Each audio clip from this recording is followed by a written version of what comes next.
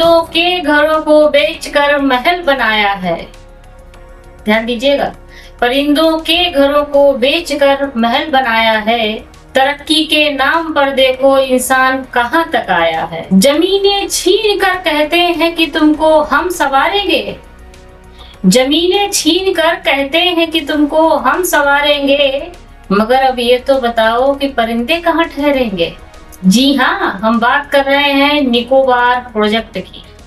और नमस्कार साथियों, मैं हूँ मनु शांति प्रिया और मेरे साथ हैं सफर के हम सफर मिस्टर अष्टभुजा सिंह। नमस्कार साथियों। साथियों, आज का प्रश्न ये है कि क्या विकास का केवल बंदरगाह और ऊंचे टावर हैं, या इसमें उस मिट्टी की खुशबू भी शामिल है जहां हमारे पूर्वज जन्मे। क्या राष्ट्रीय सुरक्षा का हवाला देकर हम उन आदिवासियों के अस्तित्व को मिटा सकते हैं जो हजारों सालों से इस जमीन की असली रखवाली कर रहे हैं।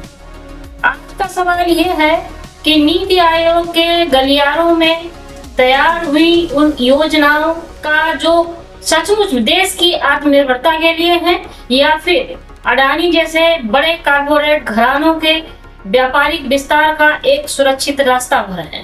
क्या हम इतने मजबूर हो चुके हैं कि निकोबार के प्राचीन वर्षा वनों की बलि देकर हरियाणा में पेड़ लगाने के खोखले वादे को पर्यावरण संरक्षण मान रहे हैं? और सबसे बड़ा सवाल यह है कि क्या सुनामी की मार झेलने वाले उस संवेदनशील सिस्मिक जोन में हजारों करोड़ का निवेश करना एक बड़ी भूल नहीं है? क्या हम विकास की अंधी दौड़ में प्रकृति की उस चेतावनी और खुशबू को अनसुना कर दिए हैं जो कभी भी तबाही, आपदा और विनाश बनकर लौट सकती है? 2004 का मंजर जब वो सुनामी आई थी तो पूरी दुनिया ने देखा था। बिल्कुल इन्हीं कड़वे प्रश्नों का जवाब आज की चर्चा है, तो बने रहिए इस चर्चा में। अष्टभुजा जी, आपको क्या लगता है कि मलक्का जलडमरू मध्य की भू राजनीतिक महत्ता को देखते हुए इस प्रोजेक्ट को कितना अनिवार्य मानते हैं आप? और क्या भारत की राष्ट्रीय सुरक्षा और समुद्री व्यापार की महत्वाकांक्षा ग्रेट निकोबार के सदियों पुराने वर्षा वनों और दुर्लभ पारिस्थितिक तंत्र के विनाश को उचित ठहरा सकते हैं? क्या लगता है आपको कि अगर पूरा पारिस्थितिक तंत्र का विनाश हो जाएगा तो ये सारी योजनाएं और ये सारा जो इंफ्रास्ट्रक्चर है ये किस काम का? देखिए मनुप्रिया जी, आपने जो सवाल किया है यह बहुत ही संवेदनशील है और पर्यावरण और प्रकृति की दृष्टि से अत्यंत महत्वपूर्ण है। और इस विषय को समझने के लिए बेहद जरूरी है कि हम पहले वैश्विक मानचित्र को देखें।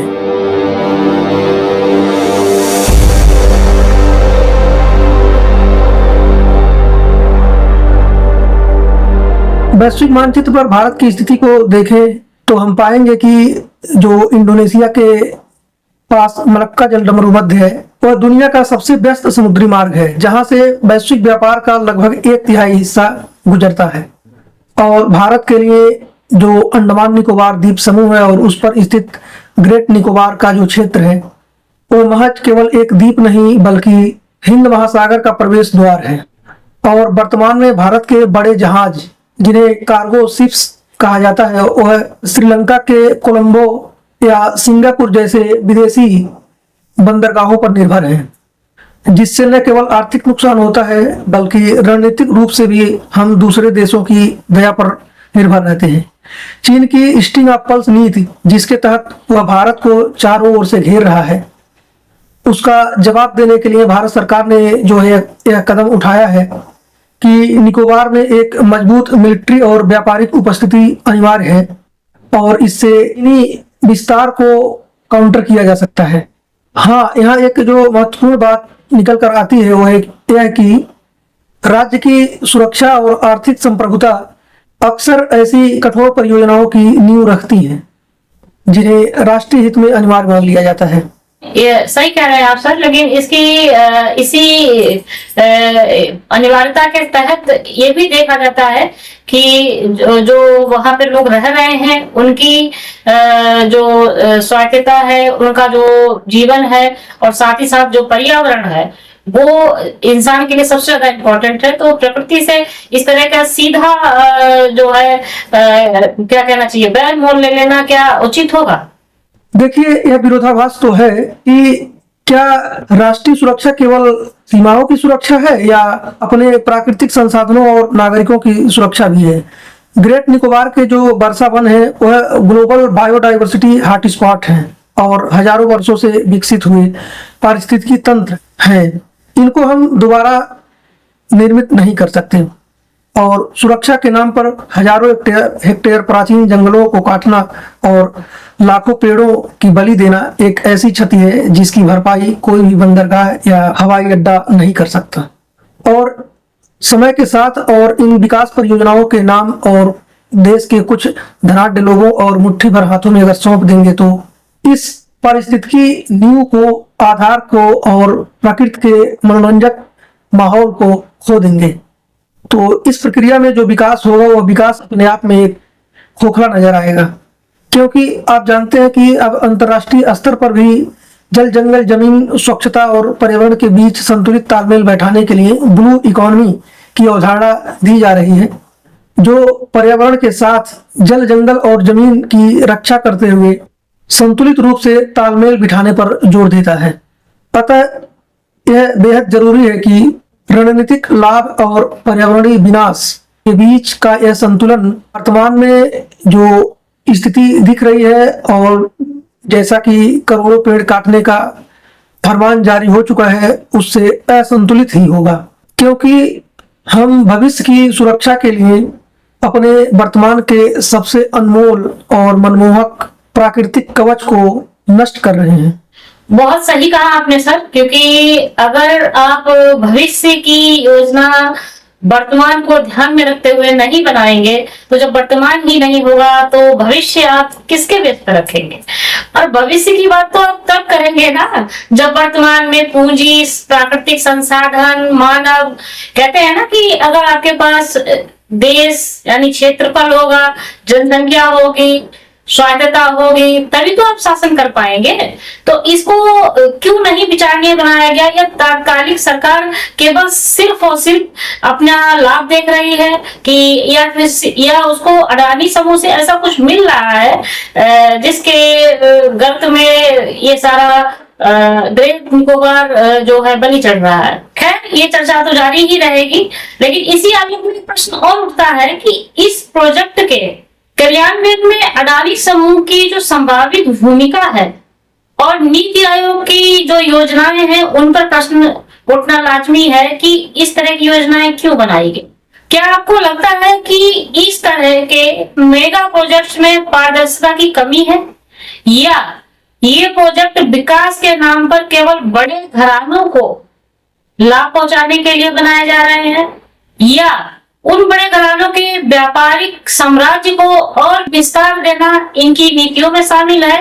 क्या अब भारत की संपूर्ण अर्थव्यवस्था किसी एक व्यक्ति विशेष के लिए एक व्यापारिक मार्ग का जरिया मात्र रह गया है, या कुछ और भी इसकी संभावनाएं हो सकती हैं? क्या लगता है आपको सर? देखिए मनुप्रिया जी, चूंकि देश को चलाना भी है और प्रशासनिक माध्यम से लॉ एंड ऑर्डर को भी मेंटेन करना है और आम आदमी की रोजमर्रा की जरूरतों को भी पूरा करना है और अंतर्राष्ट्रीय स्तर पर जो व्यापार होते हैं उनको भी संचालित करने की एक अनिवार्य आवश्यकता होती है। और वर्तमान में भारतीय प्रशासनिक ढांचे में इस मेगा ग्रेट निकोबार प्रोजेक्ट की रूपरेखा जनहित के नाम पर बनाई गई है, लेकिन जब हम इसकी गहराई में उतरते हैं तो नीतिगत फैसलों और कॉर्पोरेट हितों के बीच जो लकीर है वह धुंधली नजर आती है।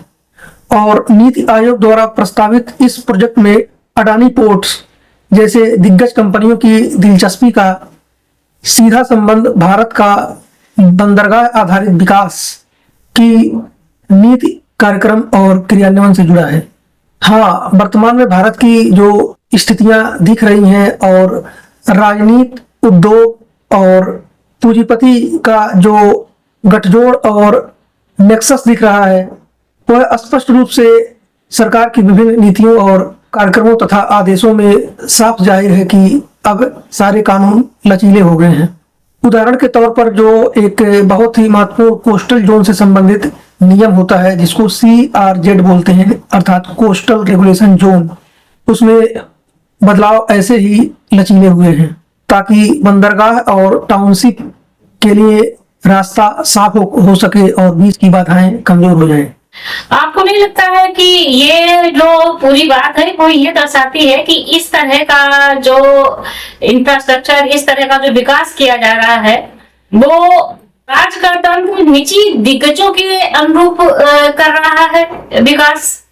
मतलब अब कहने का मतलब है कि जिनको नीतियां बनानी चाहिए वो नीतियां ना बना करके पीछे से निजी दिग्गज जो भी है, जो भी आपके कारपोरेट घराने हैं, वो नीतियां बना के इनको दे देते हैं और ये नीति बनाने का कभी काम ठीक से नहीं कर पा रहे हैं। बिल्कुल मनुप्रिया जी, आपको बता दें कि जब इस तरह से किसी मेगा और बड़े प्रोजेक्ट की बागडोर और उससे होने वाले मुनाफों को कुछ गिने चुने हाथों में केंद्रित कर दिया जाता है तो पारदर्शिता पर सवाल उठना स्वाभाविक है। तब तो ये बात वो हो गई कि इस तरह की रणनीतियां सोची समझी एक साजिश के तहत कुछ निजी हाथों के कठपुतली हो गई है और कुछ निजी हाथों के नियंत्रण में उनको सौंप देना एक सोची समझी विसात है। आप सही कह रही हैं, और अर्थव्यवस्था और उद्योग की दुनिया में इसको क्रोनी कैपिटलिज्म बोलते हैं और इसके खतरे को समझना जरूरी है क्योंकि जहां सरकार और चुनिंदा बिजनेस घरानों के बीच का गठबंधन सार्वजनिक संसाधनों की कीमत पर निजी साम्राज्य पर खड़ा करता है। और ग्रेट निकोबार का यह प्रोजेक्ट न केवल एक पोर्ट है बल्कि इसमें एक पूरा शहर और हवाई अड्डा भी शामिल है जो आने वाले समय में रियल इस्टेट और लॉजिस्टिक्स का सोने का अंडा देने वाला क्षेत्र बन जाएगा। हालांकि यहाँ सबसे बड़ी चिंता यह है पर्यावरण और जनजातीय चिंताओं को जितनी जल्दबाजी में फास्ट ट्रैक की प्रक्रिया के माध्यम से मंजूरी दी गई वह शासन की जो लोकतांत्रिक जवाबदेही है और पर्यावरणीय संवेदनशीलता है उस पर प्रश्न चिन्ह लगाती है। और यदि विकास का मॉडल केवल टॉप डाउन अप्रोच पर आधारित है और इसका प्राथमिक लाभार्थी कोई एक विशेष कारपोरेट समूह बनता है तो इससे देश की जो सामाजिक न्याय की अवधारणा है उसको कुचलने के समान है, क्योंकि प्रशासन का काम संतुलन को बनाए रखना होता है। लेकिन यहाँ इस प्रोजेक्ट में पलड़ा स्पष्ट रूप से कारपोरेट घराने की ओर झुका हुआ नजर आता है।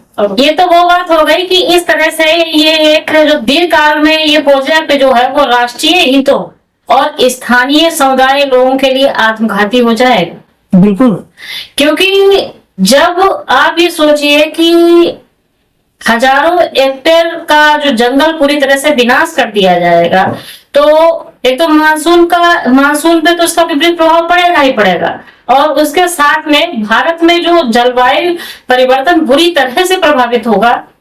जो भारत का पूरा वर्षा पैटर्न है, क्रॉप पैटर्न है, और जब ये सब प्रभावित होगा तो यहाँ का जनजीवन प्रभावित होगा। देश में त्राही मचेगी, महंगाई आएगी, संकट आएंगे, कभी वर्षा, कभी भूकंप, कभी बाढ़, कभी सूखा, कभी महामारी, ये तो सब आना ही है ना। तो कुल मिलाकर के ये प्रोजेक्ट नहीं है, ये आम आदमी को एक दावत दी जा रही है कि अब आप सभी को इस सरकार की सौगात है कि आप सभी भाड़ में जाइए। तो साथियों, आज की चर्चा हमें सोचने पर यह मजबूर करती है कि क्या हम एक ऐसे भविष्य की ओर बढ़ रहे हैं जहां मुनाफा का ग्राफ तो ऊपर जाएगा लेकिन मानवता का ग्राफ, प्रकृति का ग्राफ शून्य की ओर चला जाएगा।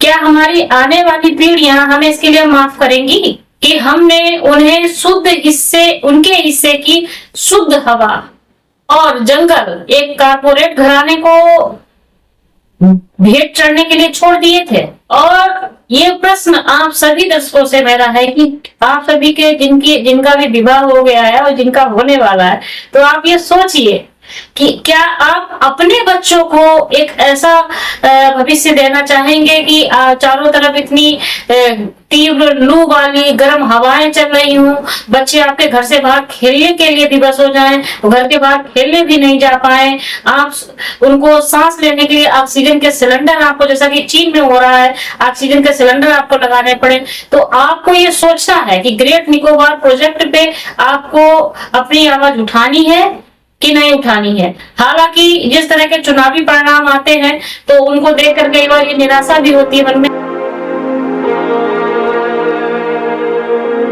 साथियों, सवाल अब भी हवा में तैर रहा है कि ग्रेट निकोबार की चीख हम सुनेंगे या उसकी चीखें इन विकास के शोर में दब जाएंगी।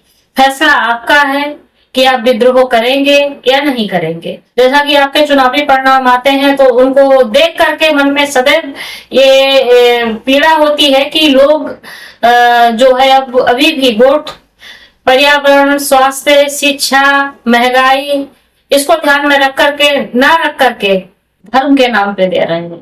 तो अपने आप से पूछिए कि अगर ये तमाम चीजें आपके पास नहीं होंगी तो धर्म आपको रोटी दे देगा? नहीं देगा। तो प्रश्न आपके आगे है कि आपको क्या करना है। तो आज की चर्चा बस इतनी ही, और मिलते हैं अंतर्दृष्टि के अगले अंक में। तब तक आप सभी अपना ख्याल रखिएगा और अपने कीमती सुझाव हमको भेजना मत भूलिएगा। प्रस्तुति पसंद आए तो लाइक कीजिएगा, चैनल सब्सक्राइब नहीं किया है तो कर लीजिएगा, ऐसा मेरा निवेदन है। चलते हैं साथियों, मिलते हैं अगले अंक में, तब तक के लिए नमस्कार। नमस्कार साथियों।